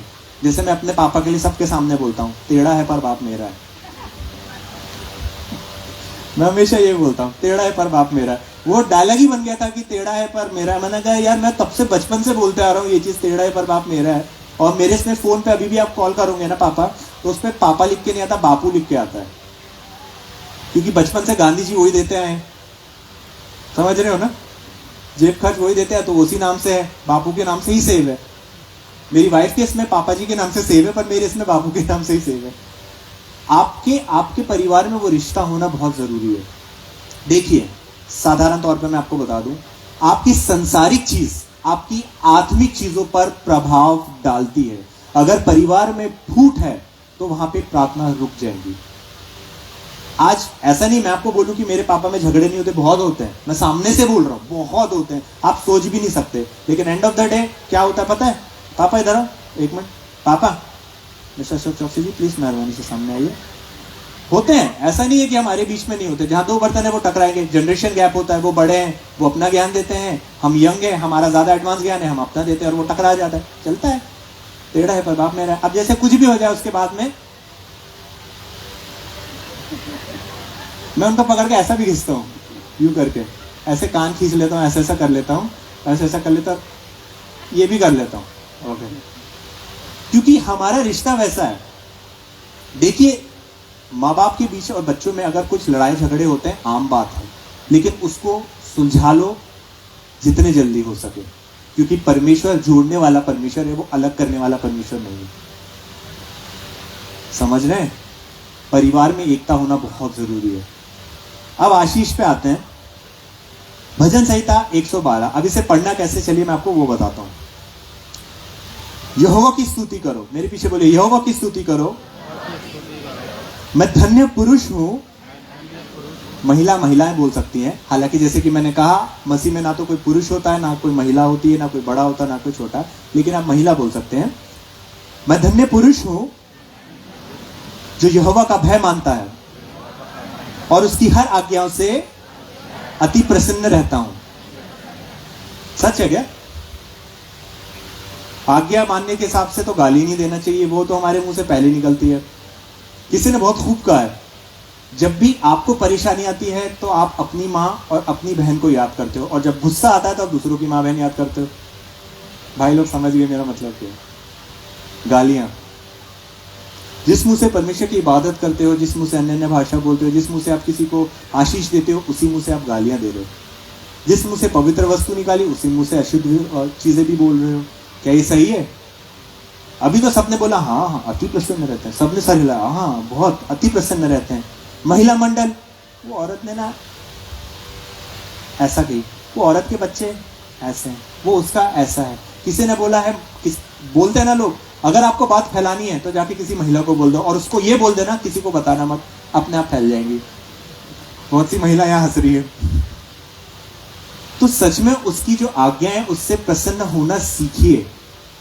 सिर्फ बोलिए नहीं, सिर्फ बोलने वाले नहीं, चलने वाले बनिए। हालेलुया। अब आगे जैसे लिखा है, उसका वंश लिखा है, तो यहां पे बोलिए, मेरा वंश पृथ्वी पर पराक्रमी है, मेरे लिए मेरी संतान आशीष पाई है। हर जन चाहते हैं आशीष पाना उनकी संतान के लिए, कि वो उनकी संतान है वो आशीष पाए। चाहते हो तो उसकी आज्ञा मानो और मन में विश्वास रख के मुंह से बार बार अंगीकार करते रहो। अब हमारे यहाँ पे सबसे बड़ी दिक्कत ये होती है, जब भी बच्चा कोई मस्ती करता है तो उसको बोलते हैं बड़ी शैतानी कर रहा है। शैतान बोलता हूँ, बच्चे को शैतान बोलती बेचारे को, जबकि परमेश्वर ने बोला, जब चेलों ने पूछा परमेश्वर से कि हम स्वर्ग का राज कैसा है, तो उसने एक बच्चे को खड़ा किया और क्या बोला, ऐसा है, ऐसे लोग ही जा पाएंगे। जब तक तुम बच्चों के स्वभाव की तरह नहीं होगे स्वर्ग का राज नहीं पा सकते। तो बच्चे को जब परमेश्वर स्वर्ग के राज की चीजें बोल रहा है, आप उसको बोल रहे हो मेरा बच्चा वो शैतान है, वो शैतानी करता है, वो बन जाएगा शैतान, क्योंकि आपने मुंह से बोल दिया और मन में विश्वास भी कर लिया कि मेरा बेटा शैतान है। मेरे माँ बाप ने कभी नहीं बोले शैतानी है, मस्ती कर रहा है, शरारत कर रहा है, लेकिन शैतानी कर रहा है। आप क्या बोलते हो समझो। बीमार पड़ गए, ये बीमारी तो मेरी जान लेके जाएंगी, अब बोल दिए हो तो लेके जाएंगी। हमारी जो ये 2 इंच की चीज है ना, अगर इस पे काबू पा लिया हम लोगों ने, तो वचन सिखाते हैं कि तुमने नगर को जीत लिया। जो अपने मुंह से आप बोलोगे, आपकी जो जीभ है ना, आपकी जुबान जो है, उसमें जीवन और मृत्यु दोनों है। अब आप क्या बोलते हो सोच लो। अब आगे बोलिए, मेरे घर में धन संपत्ति रहती है और मेरा धर्म सदा बना रहेगा। अरे भाई साहब, आपने क्या पढ़ा दिया, मेरे घर में तो चिल्लर नहीं है, जितना है वो सब कुछ है, जो भी लेके आए बस वही है। अगर आप ये चीज़ बोलते हो, मैं आपको सच्ची बता रहा हूँ, मैं अपने ही अनुभव से बोलता हूँ, मेरा जब पर्स खाली भी होता है ना, मैं उस पर हाथ रखता हूँ, मैं बोलता हूँ ये बहुत आशीषित शख्स का पर्स है, यीशु मसीह आपके लहू से मैं इसे ढांपता हूँ, वो खाली नहीं होता। और एक चीज़ मैं बता दूँ, मैं अपना फैमिली बिजनेस 2013 से छोड़ के बैठा हूँ, आप चाहो तो उनसे पूछ सकते हो, मैं मुंबई में 2013 से सर्वाइव कर रहा हूँ। वो कई बार बोलते हैं कि घर आ जा, पूछ सकते हो आप उनसे, वो हमेशा बोलते रहते हैं। मम्मी पापा की तो आदत होती है ना, बच्चे घर पे रहे। फिर मैं उनको समझाता हूँ, बाइबल सिखाती है माँ बाप से अलग होकर पत्नी में मिला रहेगा, और मैं तो सिर्फ शहर और घर अलग कर रहा हूँ, दिल थोड़ी अलग कर रहा हूँ। फिर मैं बोलता अच्छा आप लोग ने घर नहीं छोड़ा था? फिर पापा हाँ बेटा वो एक्चुअली क्या है ना, मैं कहता ना हाँ या ना, हाँ ठीक है बेटा एक्चुअली मम्मी भी देखो सनी, मैंने कहा नहीं मम्मी देख लिया, पढ़ लिया मैंने बाइबल में, उत्पत्ति में है माँ बाप से अलग होकर पत्नी में मिला रहेगा। इसका मतलब ये नहीं होता कि माँ बाप को छोड़कर घर, मैं हो सकता है ये भी शायद आपको बुरा लगे, लेकिन मैं आपको बता दे रहा हूँ, एक परमेश्वर के दास होने के नाते, मैं आप में से बहुत से लोगों से छोटा हूँ, मैं एक दास होने के नाते बोल रहा हूँ परमेश्वर के। घर का जो हेड है, यानी घर का जो सिर है वो पति होता है, लेकिन घर का जो दिल है वो पत्नी होती है। बहुत सी पत्नियां यहाँ बैठी हुई है। अब चाहे सर फूटे या दिल टूटे, चोट दोनों सूरतों में लगनी है। तो दिल और जो आपका सिर है वो एक साथ तालमेल बिठाना चाहिए। जैसे इसलिए मैं बोलता हूँ, जब मैं मुंबई के घर पे रहता हूँ तो उसका डिसीजन या घर का जो भी निर्णय है वो मैं और मेरी पत्नी लेते हैं। जब छिंदवाड़ा हम आते हैं तो जो हमारे माँ बाप बोलते हैं हम वो करते हैं, जब वो मुंबई आते हैं तो जो हम बोलते हैं वो करते हैं। वो ये थोड़ी बोलते हैं हम तेरे से बड़े, चल तू आज का लड़का मुझे मत सिखा। नहीं, मैं बोलता पापा ये ऐसा है वो वैसा है। उनको पता है कुछ बोलूंगा तो सुनने से तो रहा लड़का हाथ से निकल गया, बड़ा हो गया, लंबा चौड़ा हो गया। नहीं, उनको पता है क्योंकि मेरा बच्चा ड्रिंक स्मोकिंग लड़कीबाजी या जुआ सट्टा नहीं करता है। अगर उसने कोई चीज बोली है तो पक्का उसके लिए दुआ प्रार्थना की होंगी। अगर मेरी बहू ने कुछ चीज बोली है, मैं फिर भी एक घड़ी, कई बार ऐसा होता है कि काम की वजह से मेरी शायद दुआ प्रार्थना या बाइबल पढ़ना थोड़ा कम हो जाता है, मेरी पत्नी का नहीं होता, और वो मेरा होने भी नहीं देती है। वो एक्चुअल मेरे पीछे रिंग मास्टर लग के बैठी रहती है। मैं मन में बोलता, मैंने कहा पक्का मम्मी पापा के पीछे भी ऐसी पड़ी हूँ, क्योंकि पापा मुझे भी यही बोलते हैं। आप लोगों के हाथ में वो कुंजी है जिसके द्वारा पुरुष लोग चलते हैं। नो वाइफ नो लाइफ, समझ लीजिएगा। लेकिन आप लोगों को एक चीज समझनी पड़ेगी, जैसे मैं बार बार कह रहा हूं, मुंह से अंगीकार करना जरूरी है। अब आगे यहाँ पे वचन में लिखा है, जैसे यहाँ पे लिखा है सीधे लोगों के लिए। यहाँ पे कितने लोग सीधे बैठे हैं? सीधे लोग हैं? कितने लोग सीधे लोग हैं यहाँ पे? कितने सीधे लोग बैठे हैं? कोई भी सीधा नहीं है। मैं बोला अब हाथ उठाओगे तो फिर कुछ बोलोगे। हाँ, मतलब जलेबी के जैसे सीधे हैं भाई, जलेबी के जैसे सीधे तो बहुत लोग हैं। यहाँ पे लिखा है सीधे लोगों के लिए अंधकार के बीच में ज्योति उदय होंगी। तो यहाँ पे आपको बोलना पड़ेगा, मेरे लिए अंधकार के बीच में जो ज्योति उदय होती है। मैं अनुग्रहकारी, दयावंत और धर्मी हूं। सच में हो या पढ़ने के लिए बोल दिया? ये सवाल आप अपने आप से पूछिएगा। मैं कौन होता हूं आप लोगों का निर्णय लेने वाला, आप लोगों को जज करने वाला? ये सवाल आप अपने आप से पूछिएगा। क्या वाकई में आप अनुग्रहकारी और दयावंत हैं? क्या धर्मी हैं? धार्मिकता क्या होती है? What is righteousness? धार्मिकता क्या होती है? धार्मिकता आपकी वो काबिलियत होती है जिसके कारण, जिसके वजह से या जिससे आप बिना किसी दाग के परमेश्वर के सामने खड़े हो सकते हैं। अगर आप धार्मिक हैं तो आप में पाप नहीं है। अगर आप धार्मिक है तो आप में दाग नहीं है। अगर आप धार्मिक है तो आप गाली नहीं देते। अगर आप धार्मिक है तो आप व्यभिचार नहीं करते। आप धार्मिक हैं तो उल्टी सीधी हरकतें नहीं करते हैं, और इसी के कारण आप परमेश्वर के सामने निष्पाप होकर खड़े हो सकते हैं। धार्मिकता आपकी वो काबिलियत है। समझ रहे हैं? अब कितनों के पास ये काबिलियत है? ये भी एक सवाल है जिसका जवाब आपको मुझसे बेहतर पता है, तो अपने आप से पूछ लीजिएगा। यहां पे लिखा है जो पुरुष, अब चाहे वो पुरुष हो या महिला हो, यहां पे आप बोल सकते हो मैं अनुग्रह और उधार देता हूं, इसलिए मेरा कल्याण हुआ है। मैं न्याय में अपने मुकदमे को जीता हूं। कितने लोग उधार देते हैं? सच्ची बात बताओ, हाथ उठाओ। उधार देते सब, दोस्तों को दे देते हैं, इसको दे देते हैं, उसको दे देते हैं। कई बार लोग लूट लेते हैं, उधार समझ के ले लेते हैं, फिर उसमें अपने मम्मी पापा की प्रॉपर्टी समझ के लौटाते नहीं है। होता है कि नहीं होता है? लेकिन जब वचन सिखाते, जब आप उधार देते हो तो लेने की अपेक्षा मत करना। समझ रहे बात को? अगर आपने कुछ दिया है तो उसको लेने की अपेक्षा मत रखना, लालची मत बनो। अगर आप दे रहे हो तो सच्चे मन से दो, और जो लेने वाले लोग हैं वो भी लालची मत बनो, ले रहे हो तो दे भी दो। ये दोनों तरफ चलता है। अब यहां पे लिखा है 6वें में, यहां पे लीजिए, मैं सदा अटल रहूंगा, मेरा स्मरण सदा बना रहेगा। याद रखिएगा, 2 ही टाइप के लोग बहुत फेमस होते हैं, सिर्फ 2 टाइप के लोग, एक जो हदपार पापी होते हैं, एक जो बहुत धर्मी होते हैं। लादेन के बारे में सबको पता होगा, बिन लादेन के बारे में सबको पता होगा। पता है कि नहीं पता है? पता है ना, एक टेररिस्ट था, एक आतंकवादी था, सबको मालूम है, क्योंकि वो एक पापी था। वहीं पे जैसे अगर प्रभु के किसी दास का नाम हम लेते हैं, वो भी लोगों को कहीं ना कहीं पता होता है। जैसे फॉर एग्जाम्पल अगर मैं दीना करण का बोलूं, पॉल करण का बोलूं, और भी कई ऐसे परमेश्वर के दास हैं जिसके बारे में लोगों ने सुना होगा, लोग जानते होंगे। इसीलिए मैंने कहा 2 ही तरीके के लोगों को लोग जानते हैं, या तो पापी होते हैं या तो धर्मी होते हैं, या तो फिर बहुत मशहूर होते हैं, किसी ना किसी वजह से वो मशहूर होते हैं, अच्छाई के कारण या बुराई के कारण, पर मशहूर जरूर होते हैं, तभी तो याद होता है। लेकिन हम धार्मिक लोग जो हैं, हमारी धार्मिकता हमारे परमेश्वर के कारण हमेशा याद रहेंगे लोगों को, और ये मैंने वचन सिखाता है। कहते हैं ना लोग, शरीर मिट जाता है, यादें रह जाती हैं। बहुत खतरनाक सा डायलॉग है कोई फिल्म का, मगर हकीकत है। हम आज है, कल नहीं रहेंगे। मिट्टी का शरीर है, मिट्टी में मिल जाएगा, लेकिन हमारी याद इस दुनिया में मौजूद रहेगी। लेकिन वो याद धार्मिक है या पापी है, वो आपको समझना पड़ेगा। तो ऐसा काम कीजिए कि लोग आपको आपकी धार्मिकता की वजह से याद रखें। अब बोलिए, मैं बुरे समाचार से नहीं डरता, मेरा हृदय यहोवा पर भरोसा रखने से स्थिर रहता है। कितने लोग हैं जब बुरा समाचार सुनते हैं तो डर जाते हैं? कोरोना, बस कोरोना, काफी लोगों ने बोला था। कितने लोग कोरोना में नहीं बच पाए? कोरोना ने ऐसा कोई शहर देश नहीं है जहां पे इसका इफेक्ट नहीं आया हो, हर चीज बंद हुई, लेकिन आज जितने लोग यहां बैठे हुए हैं सही सलामत जिंदा हैं। जानते हैं क्यों? जानते हैं क्यों?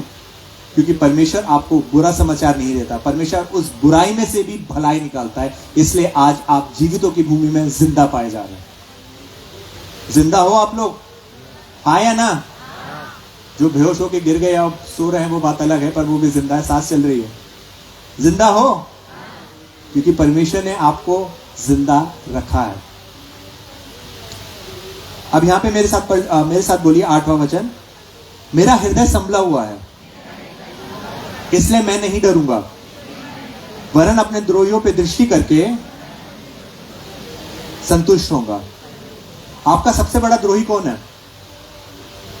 हम अक्सर इंसान को सोचते हैं, अभी द्रोही बोला ना तो अधिकांश लोगों को तो अपने दुश्मन याद आ गए होंगे, लंबी लिस्ट होती है दुश्मनों की, लेकिन इसमें सबसे टॉप पे है शैतान।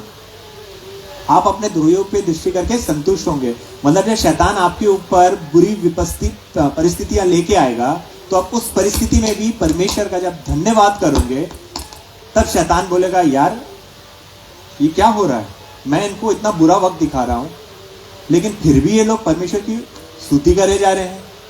खराब दिनों में या खराब समय में, जैसे मैं बोलता हूं, बुरा वक्त नहीं आ सकता, परिश्रम और परीक्षा का समय आ सकता है। तो जब शैतान आप पे विपत्तियां लेके आता है, उसमें भी आप जब परमेश्वर की महिमा के लिए, उसकी स्तुति के लिए खड़े रहते हो, तो जो परिस्थितियां आपके विपरीत है वो आपके अनुकूल यानी आपके लिए बन जाती है। खराब समय में सही तरीके से परमेश्वर में खड़े रहना अपने आप में काबिलियत है जो आप में होनी चाहिए। बुरा समय आता है, हम बोलते हैं ना बुरा समय आ गया, बुरा समय आ गया, ऐसा नहीं है। वो परीक्षा का समय होता है जो शैतान लेके आता है, लेकिन उस परीक्षा में हमें आगे बढ़ना है, जीतना है।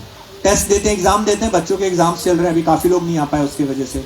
एग्जाम चल रहे हैं, हर किसी को रिजल्ट चाहिए होता है कि बढ़िया स्कोर करे, चाहिए होता है कि नहीं चाहिए होता है? कोई अगर काम कर रहा है, जॉब कर रहा है, बिजनेस कर रहा है, तो वो चाहता है ना ज्यादा इनकम आए, वो ज्यादा कमाए। सबको एक रिजल्ट यानी कि एक निर्णय चाहिए होता है। चाहते हैं कि नहीं चाहते हो? उस समय में आप प्रार्थना करो। प्रार्थना आपकी बहुत महत्वपूर्ण है। अब आगे पढ़ते हैं। अब ये भी मेरे साथ पढ़िएगा, ये शैतान के लिए पर्सनली है, मतलब व्यक्तिगत तौर पे आप शैतान को बोल रहे हो। मेरे साथ बोलिए, दुष्ट मुझे देखकर कूड़ेगा, वो दांत पीस पीस कर गल जाएगा, दुष्टों की लालसा पूरी नहीं होगी। क्या आप चाहते हो आपके जीवन में खुदा बाप का काम हो या पाप के बाप का? जोर से बोलो, खुदा बाप का काम हो। चाहते हो तो दिल में विश्वास रख के मुंह से अंगीकार करना सीख जाओ। जो अभी मैंने आपको पढ़ाया वैसा पढ़ना, वैसा आप हर दिन बोलिए और आपके लिए होगा। क्योंकि जो आप मन में विश्वास करके बोलोगे वो होगा। और जब ऐसा होगा तो जो दुष्ट, जो टकला मतलब वो सिंह वाला अंकल है, वो अपना सर खुजाएगा, दांत कूट मतलब पीसता रह जाएगा, लेकिन उसकी लालसा आपके जीवन में पूरी नहीं होगी। देखिए, आपको बता दूं, शैतान ने ना यीशु मसीह को भी नहीं छोड़ा। तो जैसे मेरे पापा बोलते हैं ना, अरे वो तक नहीं हो पाया तो हम कौन सी खेत की मूली है, वैसे मैं भी बोलता हूँ, जब शैतान ने यीशु मसीह को नहीं छेड़ा तो आप और मैं कौन सी खेत की मूली और ककड़ी हैं। हमारे ऊपर भी परीक्षा आएंगी। शैतान ने क्या सोचा, मैं जाता हूं और अपनी लालसा इसके जीवन में पूरी कर दूंगा। लेकिन यीशु मसीह ने क्या किया, नहले पे दहला, जैसे लोग बोलते हैं ना, पुरुषों को बहुत अच्छे से समझ में आई बात, नहले पे दहला। लेकिन यीशु मसीह ने क्या किया, वो चीज उसने उसके विपरीत कर दी। जब शैतान आया वचन से बोलने के लिए, ये कर ले वो कर ले, यीशु मसीह ने क्या कहा, वचन से। वचन आना बहुत जरूरी है, क्योंकि जब आप वचन से कोई चीज मांगते हो तो आप परमेश्वर से डायरेक्ट मांगते हो। आप लोग, बहुत से लोग ऑफिस में काम करते हैं, फाइल्स वगैरह में, हमारे यहाँ भी होता है। जैसे अगर आपको कुछ देना है, किसी को कुछ काम कराना है, तो आपको 2-4 जन के द्वारा जाना पड़ता है। पहले इसको फाइल दो, फिर वो पास करेगा, फिर इधर जाओ, फिर इधर जाओ, होता है ना, सील छप्पा स्टैम्प जो भी है। मान लो आपके लिए डायरेक्ट हो जाए, आपको कुछ नहीं करना, आप जाओ और आपका काम फट से आपने दिया फाइल और वापस आ जाए, कितना अच्छा लगेगा। कितना अच्छा लगेगा कि कोई भी काम, ऐसा नहीं हो सकता आपका जमीन का काम हो सकता है आपका गाड़ी का काम हो, आप सीधा गए और सीधा आपको चाबी मिल जाए या उस जगह की कागजात आपके हाथ में मिल जाए, सब कुछ कंप्लीट करके, कैसा लगेगा। बहुत से लोगों के चेहरे पे यहाँ पे हंसी आ रही है, सोच में भी चले गए। चाहते हो ना आसान काम हो जाए आपके लिए, तो उस चीज पे विश्वास करके बोलना सीखो, क्योंकि जब तक आप विश्वास करके उसको अंगीकार नहीं करोगे आपके लिए नहीं होगा। और जैसे कि मैंने हमेशा कहा है, अपनी जो दुआएं हैं उसे आप लहू में ढापिए, ताकि शैतान उस दुआ को छू ना सके और वो सीधा परमेश्वर के पास न जाए। हालेलुया। वरना शैतान इतना ताकतवर है कि वो स्वर्गदूतों को भी रोक सकता है। अभी समय हो रहा है इसलिए मैं ज़्यादा नहीं बता रहा हूँ, वरना दानियल में भी लिखा हुआ है, उसने जिब्राइल यानी कि जो एंजल है, मैंने पास्टर रिट्रीट में भी बोला था इसलिए मैं फिर से बोल रहा हूँ, उसने उसको रोक लिया था। जब वो स्वर्गदूतों को रोक सकता है तो सोच लीजिए वो कितना ताकतवर है। इसलिए आपको अपना यीशु मसीह का लहू अपनी दुआओं पे लगाना ज़रूरी है, अपने परिवार पे लगाना ज़रूरी है। और जैसे कि मैंने कहा, आशीष हमारा हक है। जोर से बोलिए, आशीष हमारा हक है। और देखिए, यीशु मसीह सबके लिए आए, फिर चाहे वो कोई भी जात का हो, कोई भी देश का हो, चाहे वो गरीब हो, अमीर हो, काला हो, सफ़ेद हो, गोरा हो, जैसा भी हो, यीशु मसीह सबके लिए आए। और वचन सिखाता है, जो कोई भी मन में विश्वास करे और मुंह से अंगीकार करे कि वही परमेश्वर है, उसका उद्धार होगा। तो मन में विश्वास रखिए और मुंह से अंगीकार कीजिए, आशीष आपकी है। हालेलुया। परमेश्वर आप सभी को आशीष दे। जय मसीह।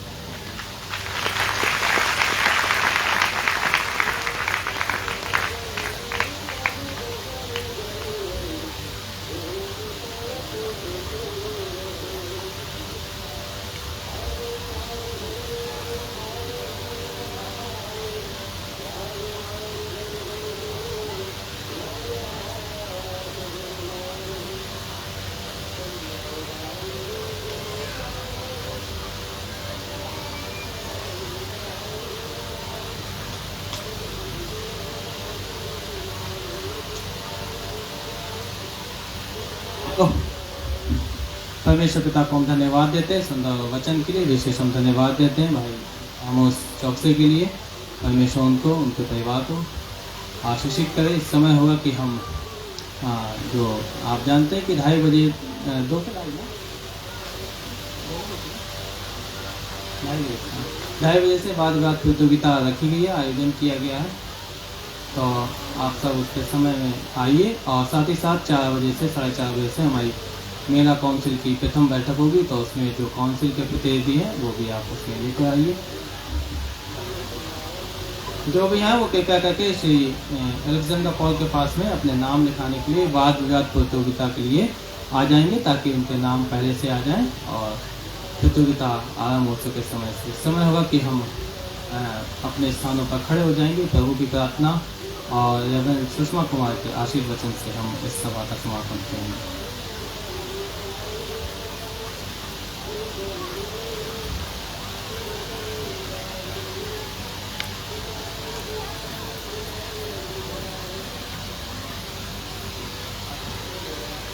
प्रार्थना में जाएंगे।